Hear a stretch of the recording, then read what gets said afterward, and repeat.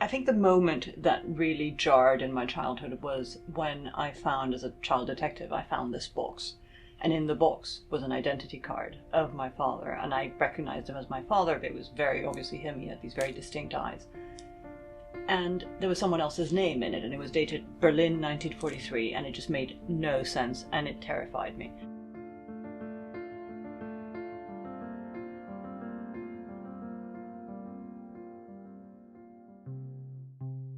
My book is two things, really. On the one hand, it's a memoir / detective story, because you come along with me as I piece together the story of my father, as I solve the mystery of his life, and as I uncover this beautiful, vibrant family that my father had before the war.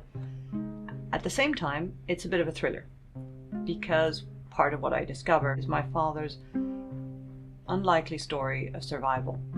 It's 1943, he's 22, he's a Jew. He's wanted by the Gestapo because he's absconded from a transport. And he decides to go to the belly of the beast and hide in plain sight in Berlin. I mean, I felt very loved by him, but he never discussed silly stuff, what he would call silly stuff, and he never discussed feelings or emotions. So I loved him, but there was a certain distance between me and him. We lived in a stunning house with lush, beautiful gardens filled with color and sounds and parrots and sloths and beautiful trees. And we had dogs, and as far as I remember, I just spent my days just running around, being happy in the sunshine. And that moment where I found that ID card, everything else, so there were all these little cracks, all this darkness to seep through in this technicolor world that I lived in. And all these other things all of a sudden became very salient. So the fact that he would wake up often screaming in a language that I didn't understand made much more sense.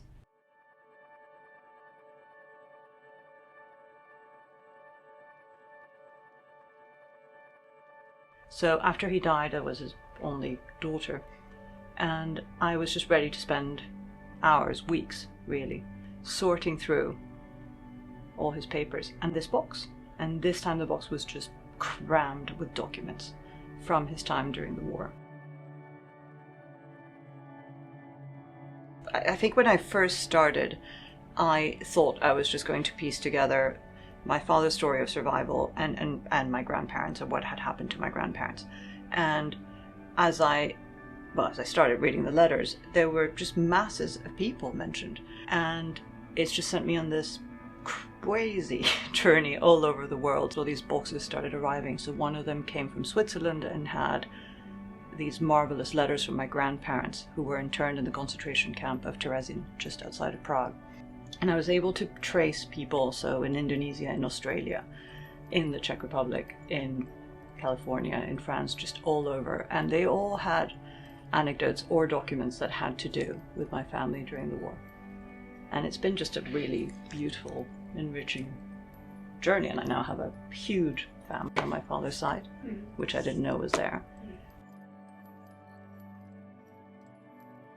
I started piecing together these beautiful stories of courage and love and just humanity, even in this sort of the depths of this inhuman time and inhuman place that were the camps. There's a beautiful, I think it's beautiful passage in one of my grandfather's letters, December 1943, and he says, "I was so happy and so just buoyed by the parcel and the letters, that I even caught myself humming a tune when I was going out to work."